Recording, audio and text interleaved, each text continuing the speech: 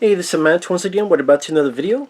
This is the paid request, and for those interested in requesting pretty much any type of videos, topics, reactions, reviews, re-reviews, randomness, out of the blueness, commentaries, topics, re-review, pretty much anything, feel free to send it either directly to my PayPal or join my Patreon. Both links are down below in the info box.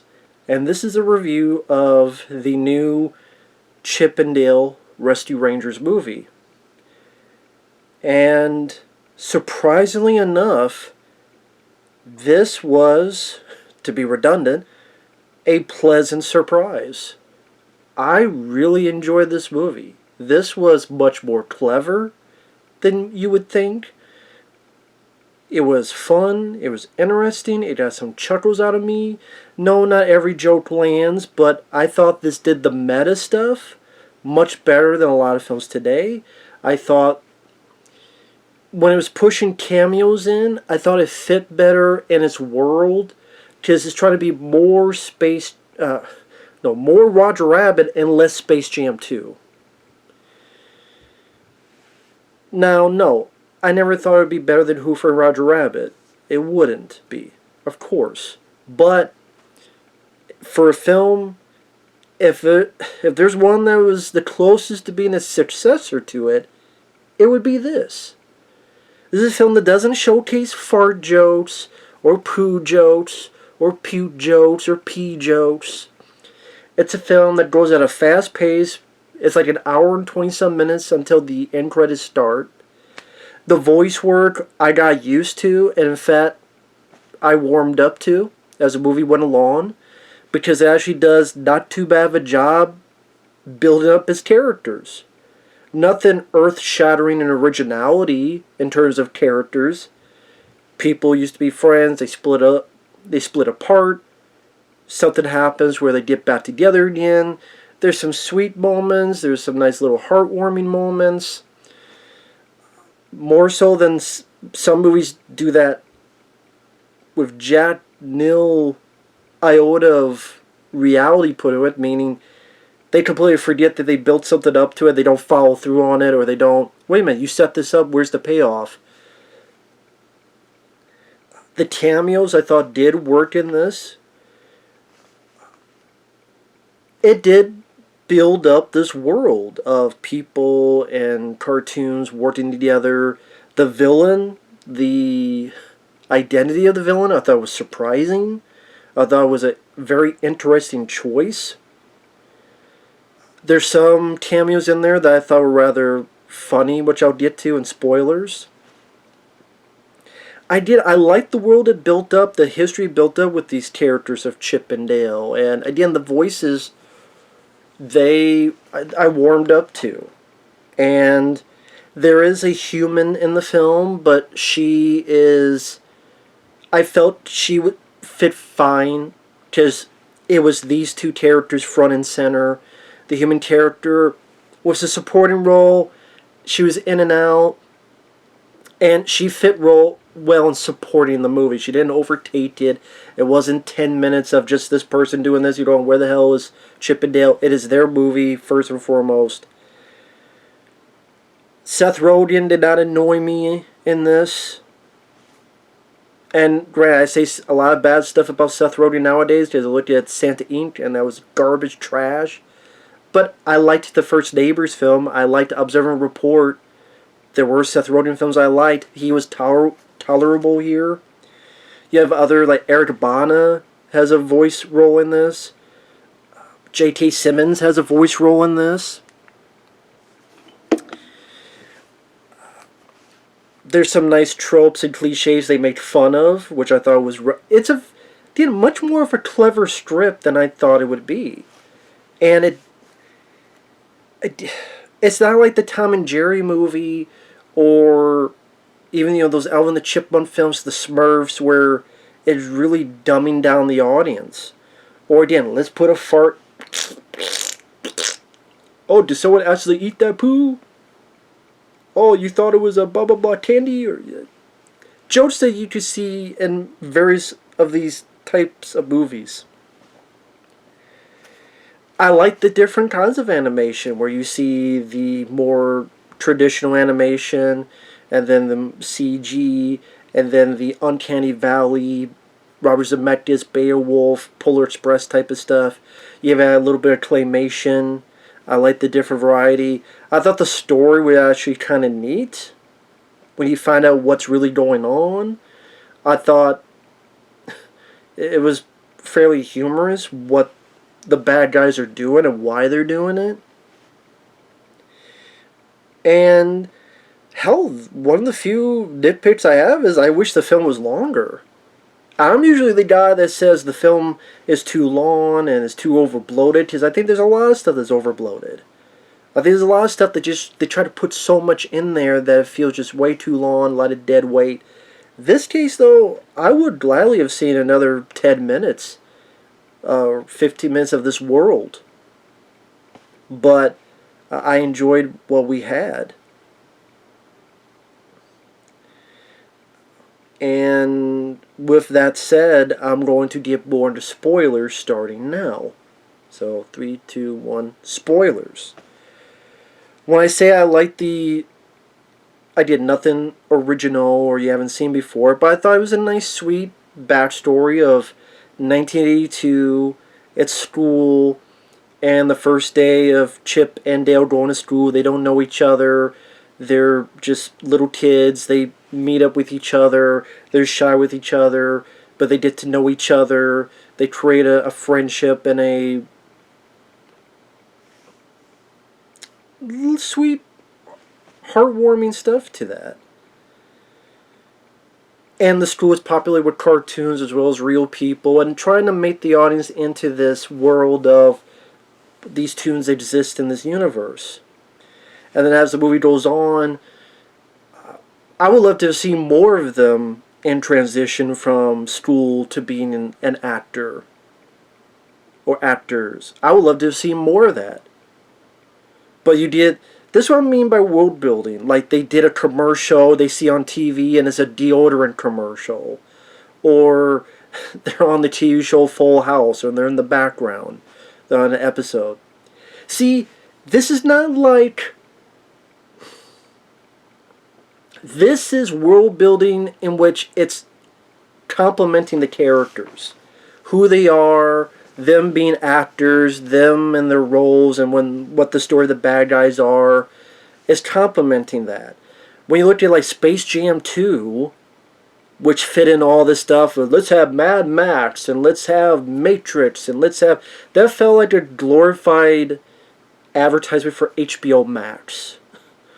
It felt random. Like, okay, now we got the Clockwork Orange people. Now we got this people in the background, that person in the background. It just felt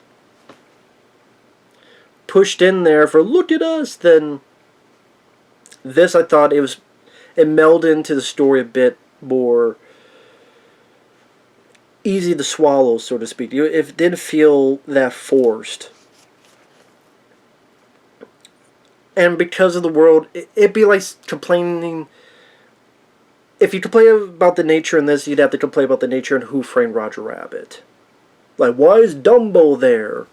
Why is this there? Well, because again, it's part of this world it's talking about. It's telling the story about. And you even have an appearance of Roger Rabbit. I mean, you could say this is almost like if this was like a direct-to-video sequel to Roger Rabbit, well, if it was a direct sequel to Roger Rabbit, like, where the hell is Roger Rabbit? But yeah, I think of all the films that try to maybe have a tip to the hat of Roger Rabbit, again, whether some of those... I like the first Space Jam. And maybe you say that's not really the right fit because it's not like there's other characters in there. But Space Jam 2, they try to put all this other stuff. Here's King Kong. Here's this and that. You know, here are then they have a lot of the Hanna-Barbera characters in there. Like there's Scooby-Doo, Fred Flintstone, like you see in the background there. At least when they're coming to the basketball game. Here, if fit... Like they're doing the show, and there's Paula Abdul and the cat from the music video. They're the MC. It's nice introduction to this world. And like I said, they do a decent enough job with the characters where Dale doesn't want to be second banana. And he's not being a dick, but at the same time, he's got this other deal for this other possible show. And Chip is like, hey, wait a minute, you can't do that. We have a show our own. Well, I gotta try to make it here. And later on, you find out in the movie why he took that step, and he felt like he was useless. He felt like he had no purpose. He felt like he didn't need to be on there because he was just a joke. Getting the second banana to Chip. Then you cut to many, many years later, and Chip is this insurance guy just doing his job. He goes home. I like that. I thought it was cute that he had a dog, and the dog is your regular size, real dog, and treating it as a pet. And based on his size and the size of his house, how he feeds his dog, some creativity utilized in that. While Dale's a guy wanted to go to conventions and trying to get jobs, he had the CG, which is pretty much a take on plastic surgery, and want to be part of this, the fandom, the circuit of the festivals and conventions. You have like the Candle from Beauty and the Beast. You have Ugly Sonic, which I thought was one of the craziest cameos on there, that they actually incorporate Ugly Sonic into that. And the fact that he has this show, oh yeah, I'll go work with the FBI, this and that. And one of the funnier bits is that with each chipmunk in different parts of the movie, they watch him, they keep watching his teeth, how his teeth are human, it's really creepy and weird, and they get almost entranced and scared about it. I thought that was a rather funny bit in the movie. I actually think it would have been one thing I think they missed out on is to have the actual Sonic talk with the ugly Sonic, or like walking by, or like some little scene there. I think they could have implemented that. I think that's a bit of a missed opportunity, but I don't know how the rights work, if they're able to do Ugly Sonic because it technically wasn't used, but if it was actual Sonic, I don't know how it all works out with the properties and the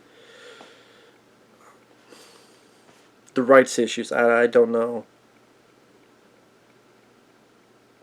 And I say, they make fun of the tropes. Like, they make fun of the tropes of Chip is on TV, he's watching the Elvin and the Chipmunks rapping, and he's like, oh, yeah, of course they're rapping.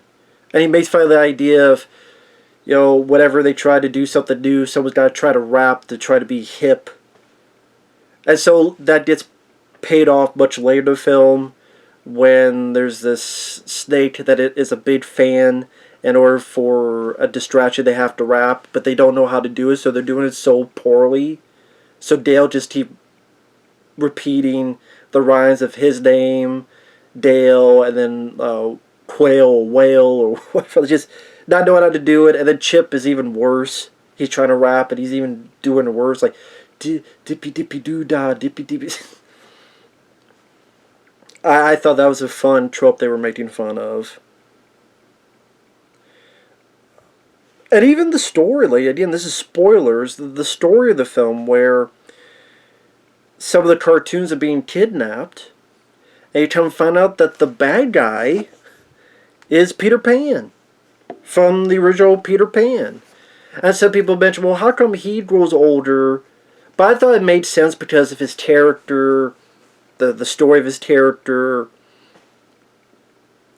The whole point of his character is he doesn't want to grow up. He always wants to be a boy forever, so what happens to the boy who wants to be forever if he has to grow up? And plus, he's such an old character. Like, Peter Pan came out so long ago. Maybe there's a different type of metabolic rate for cartoons, I don't know. Or something else happened.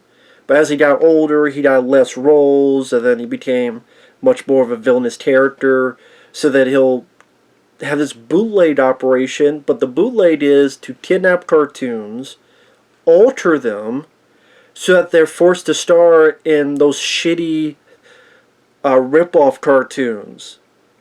You know, like you have all this cartoon movies, like this is a rip-off of The Lion King, this is a rip-off of this movie, and they're at like the dollar bin. Like, what the hell is this? It's like a fish tail, huh? So it's like a rip-off of Shark Tale or Finding Nemo.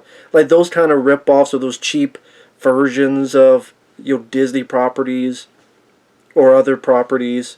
Like the cheap version of Aladdin, this and that. And I thought that was rather clever. I thought that was a really interesting idea to be the basis of the crime. I'm like, okay, I never would have thought that. I would have think of that. I think that was a clever idea. It works well for the audience. So it's not too over the top and, you know, dick jokes and all those, you know, poo joke, all that type of stuff. It fits in the realm of who the Rescue Rangers are in terms of the audience. But at the same time, there's stuff that doesn't make an adult feel cringeworthy or dumb watching it. Even the other little world building stuff, like there's a billboard of Batman versus E.T., and then you see that on the TV at one point. But they did involve in the case when one of their friends, Monterey Jack, who I think he's voiced by Eric Bana, which was interesting, he just kidnapped and they want to help him out. J.K. Simmons is a police captain, and he's done in like stop motion claymation. And they're on the case, and they're going to different places, like the Uncanny Valley place, with all those Polar Express eyes. Are you looking at me, or are you looking at him? Yeah, you saw it in the trailer, but I still think it's a pretty funny joke.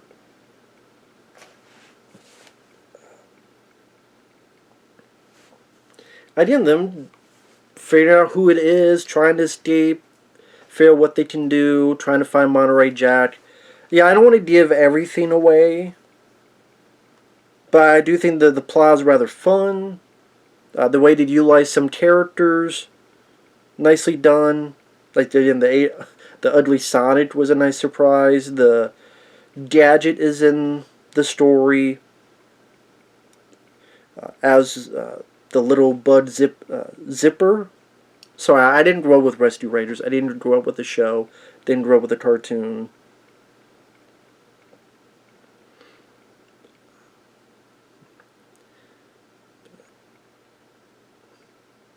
And yeah, it's one of those things that there's nothing in it that I saw that I thought, wow, that's really cringe, or that's just too much, or why'd they put that? I thought it went at a fairly fast pace. Like I said, the voice actors I got used to, the two leads. I know a lot of people had issues with it. Like, why did they sound like that? I think even I said that too. But within the story, I mean, there is even a reference where, as they're trying to find a role, they do that chipmunk voice. Oh, that'll work. There's even a point where they're arguing, and as they're arguing, their voice gets higher and higher pitched, so they start sounding like chipmunks. So you have the more serious Chip, who wants to do this and try to get back to his life. Then you have the Dale, who's just so much having fun that they're doing an adventure. Idea is not the most original rapport with each other, but I thought for the story it worked, and there's some decent, heartwarming moments where one thinks the other is dead, and you know they're crying, and it shows that these two really care for each other. And you know, Dale says at the beginning he was thought of as such a banana. He gets his moment to shine.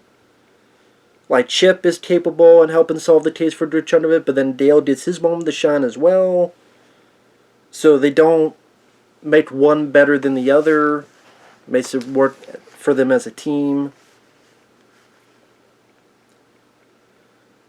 There's even stuff that might even pass over kids' heads, like, if you think about it when you watch the film, Gadget is probably in it for a little bit at the beginning and a little bit at the end.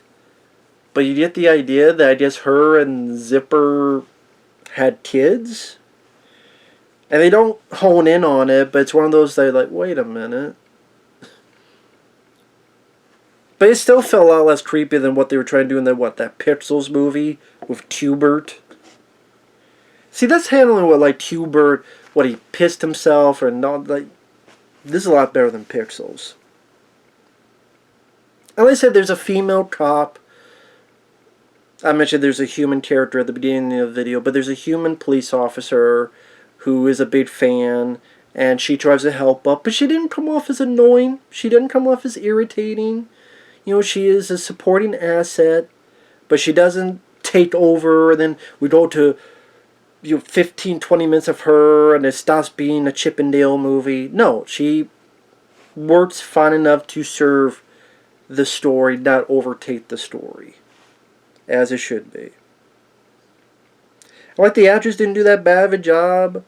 I didn't notice the political bullshit in it. At least I didn't.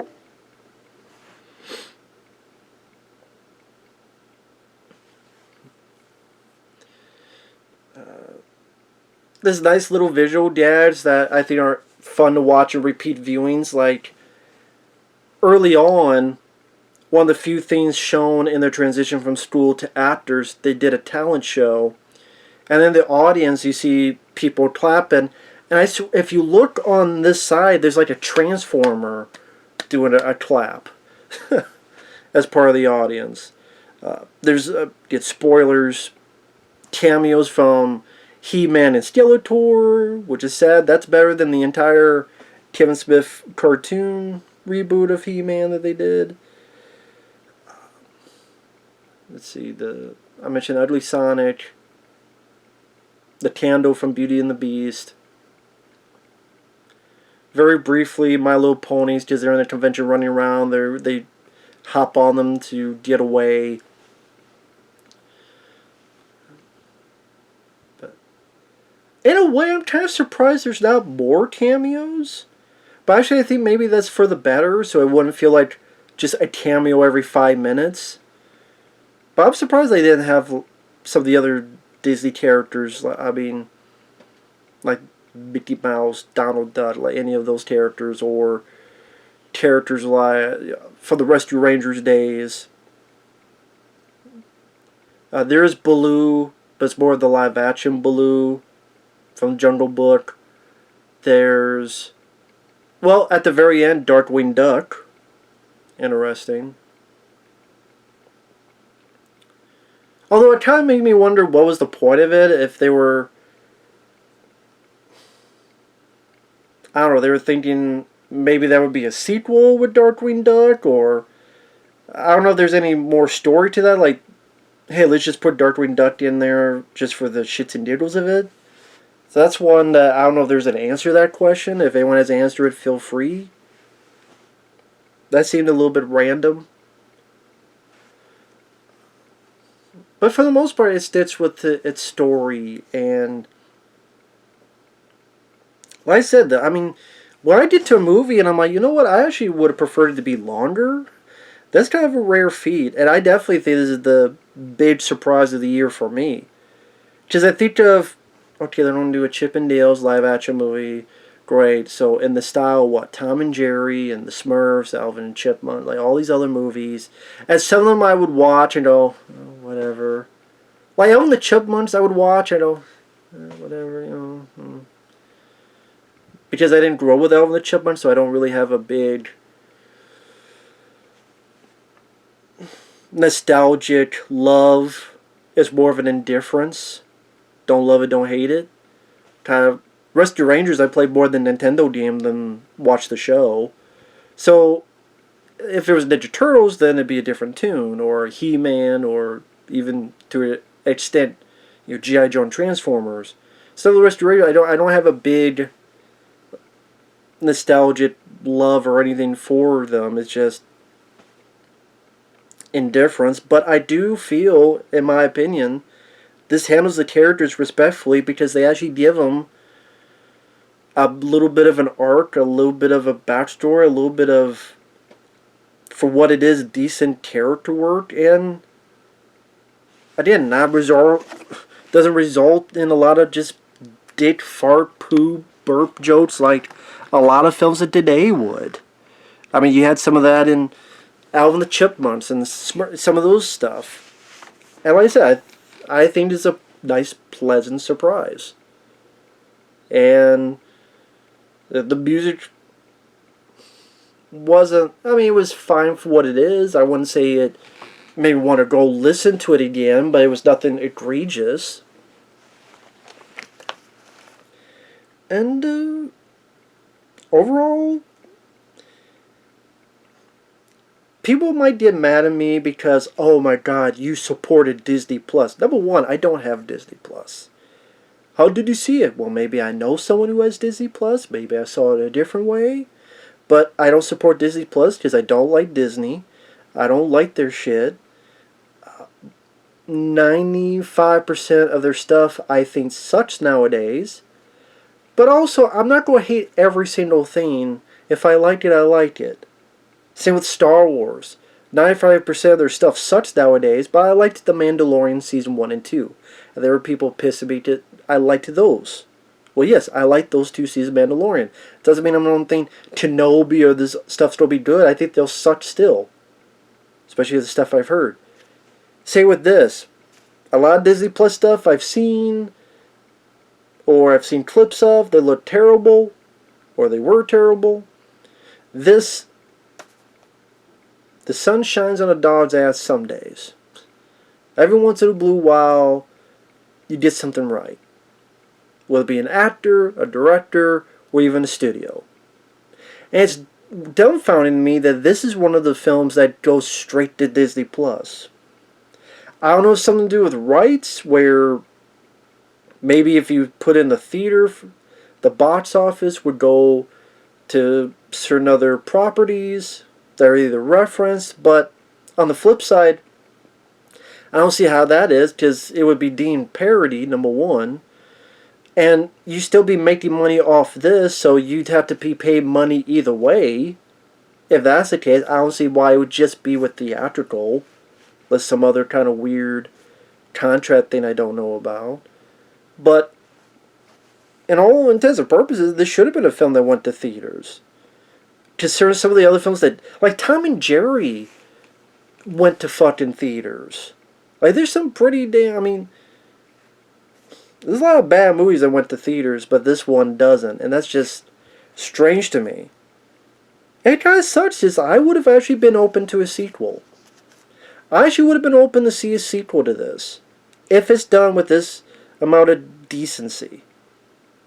But, you know, it is what it is, and because it's Disney Plus, that means there won't be a fucking Blu-ray, which fucking sucks. Because I will gladly have picked up a Blu-ray of this and own it, but in Disney Plus, it's like Netflix, they rarely release anything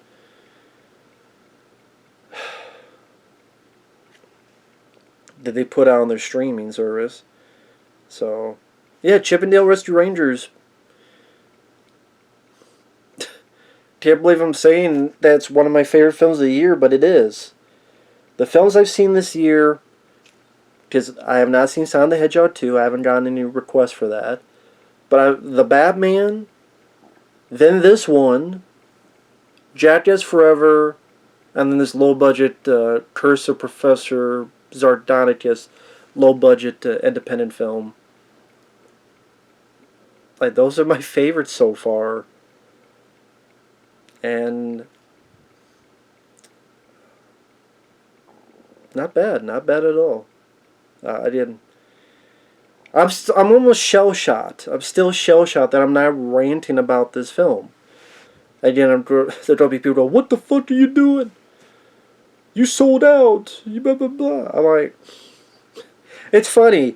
There are people that get mad at me that I hate everything, but then if I like something, people get mad at me too. And I'm like, what do you want? You want me to hate everything because I think a lot of things suck, but then if I'm going to be honest and like something, people get mad too. So you can't please everybody. That's the thing. If they're going to make something like this, I want to see more of this. Not the Happy Time murders, which, granted, that's very different in terms of that was humans and puppets, while this is humans and cartoons, and that was very, very R-rated. But the Happy Time murders was a disappointment. It was really crappy. Melissa McCarthy didn't help. That's a bad movie. This is a much better version. Plus without all the gross out gags. I'm very... Again, this is on the golf clap yet again. They went away from gross out gags. When so many of these anime films have the tendency to do that, like, we have to do that. They're like, no, we're not doing that. No. Because it's cheap, bottom of the barrel. I like that they stuck with more clever writing to it. Like I said, not every joke works. Not every line works. But for the most part, it's a rather solid, surprisingly competent, entertaining film. So with that said, thanks for watching. Take care. We'll see you guys later. Bye-bye.